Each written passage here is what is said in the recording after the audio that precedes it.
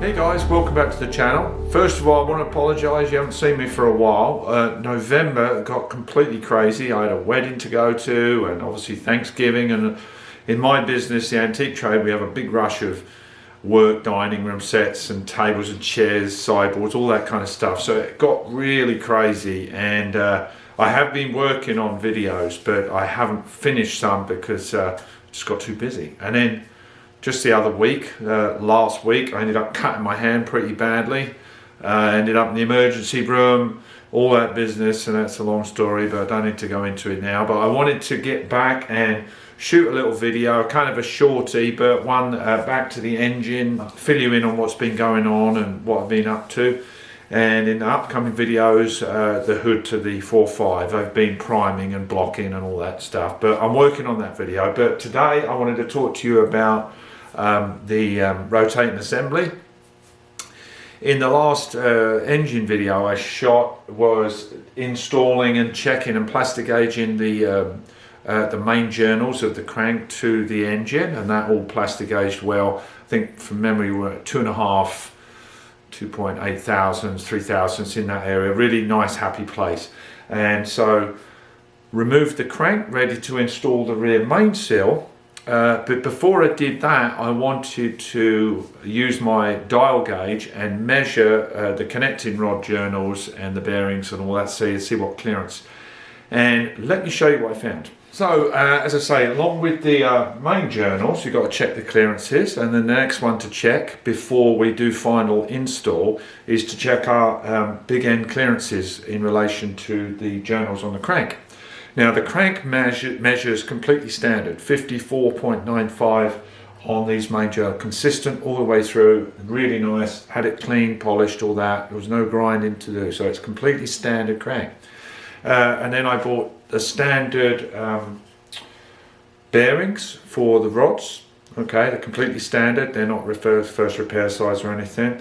But when I installed them and I did a check with the micrometer and my dial bore gauge, they were out of spec, and the spec should be between 0.045 millimeters to the low end to 0.065 millimeters on the wider end, and in there. So I think that translates to around 1.8 thousandths up to around 2.4 thousandths. I'll have to do the calculation for you and I'll tell you. But what these measured out to was, I was getting 0.085, 0.090, and that was getting up to 3.5 thousandths. So I was at least a thousandths over, too loose essentially.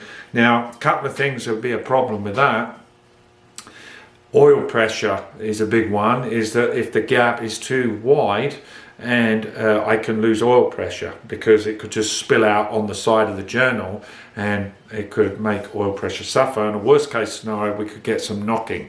I doubt that would happen at those tolerances, but you never know. So you can't put it together like that, or if you did, you'd be risking it. So what I did, I had the big ends resized. So basically what they do, let me show you on a spare one, because it's got the nuts on, and I'll show you what they do. Okay, this is a spare, one of the spare rods that I've got from another set. It's missing its connecting rod bolt, but it doesn't matter for this explanation. So obviously what our distances are here, and all around is too big. Okay, so what they need to do is they remove the cap, they will remove the stud, okay, and they grind these surfaces here and here and on these two faces with a machine that locks it in, and it goes across a grinder.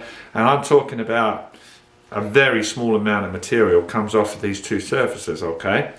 And so once they're happy with that, these go back together again, and essentially then this is not going to be a perfect circle, is it? It's going to be an oval, okay? It's going to be shorter here than here.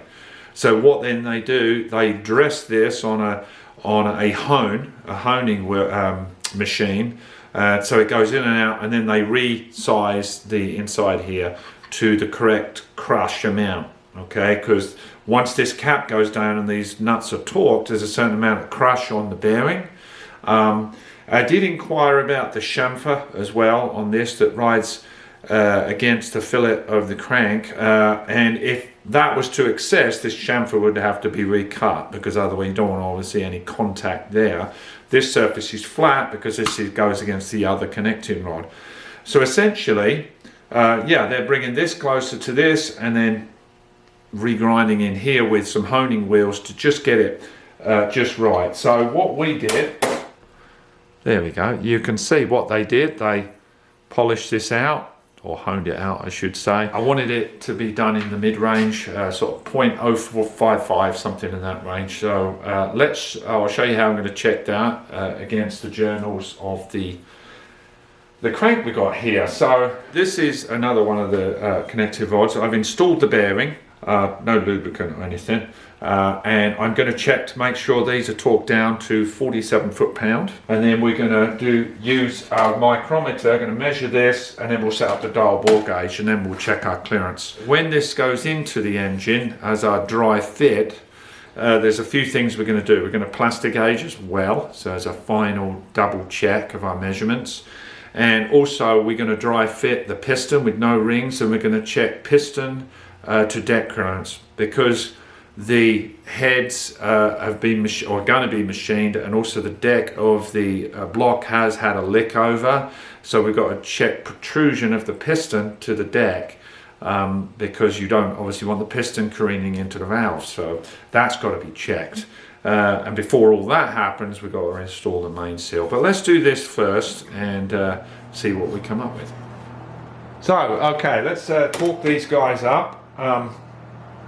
In our last video, when I was doing the main bearings, Freddie pointed out shouldn't really use the torque wrench to undo them. You know, you don't need to. This is a delicate piece of equipment and you want to make it last, so I'm assuming, you know, you really, in a good habit, is not to use this to undo, and he's absolutely right. So I'm not going to be doing that, so I've got my other wrench to do that. So let's torque these guys up a little bit at a time. We'll set it at 47 foot-pounds per the manual, a little bit at a time, so we've got a nice even load.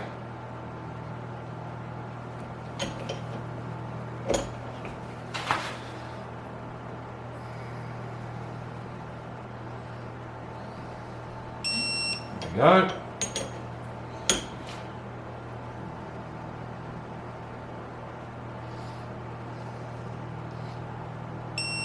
Right, 47 foot-pounds. So we're measuring this journal, and we've got our range 50 to 75 mil micrometer. A few checks here.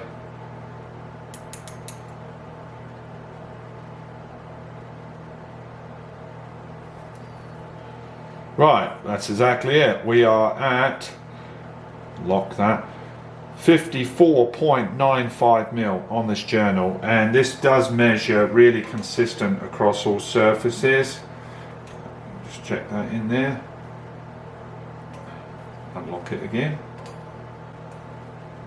Yeah, 54.95. So we locked that out. Okay.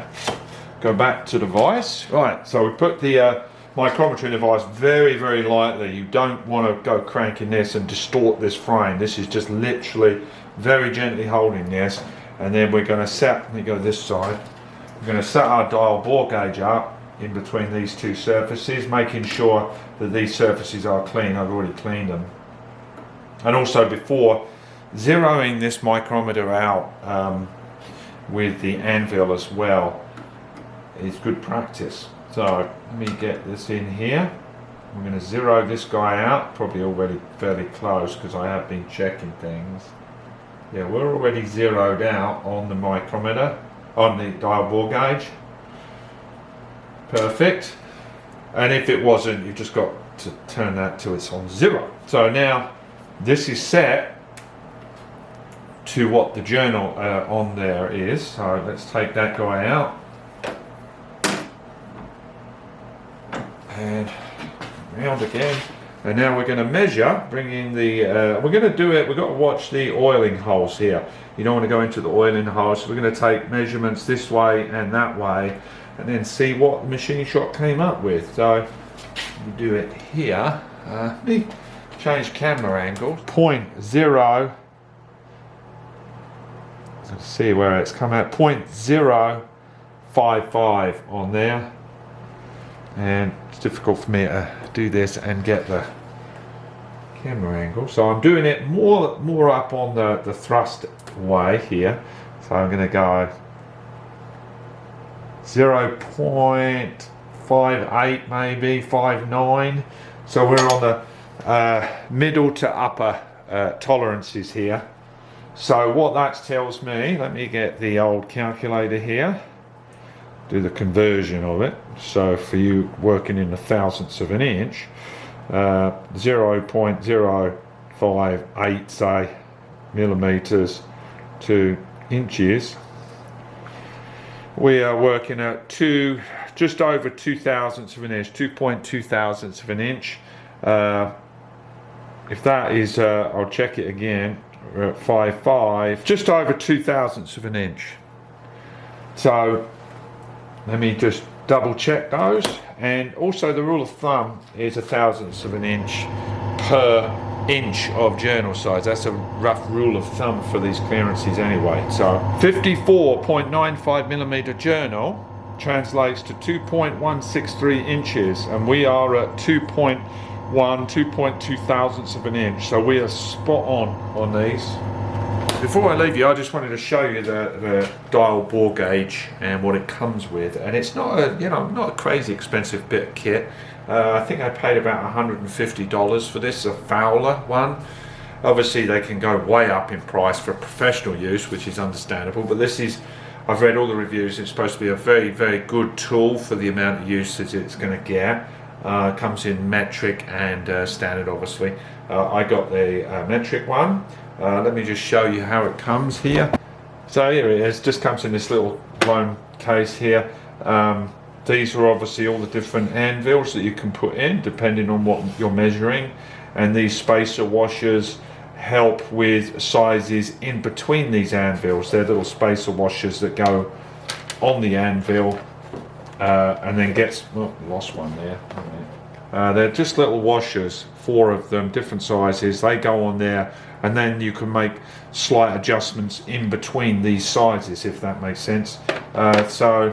And then you've got a smaller little wheel here for extra small bores that you need to measure. Also there's this extension piece that, to be honest with you, I haven't used this yet, and that goes on to make this bar longer, but I don't really have much use for that. But yeah, so there you go. It's a reasonably priced kit to get you really accurate measurements, and as I say, I am checking with plastic gauge as well, so I thought I'd just show you that.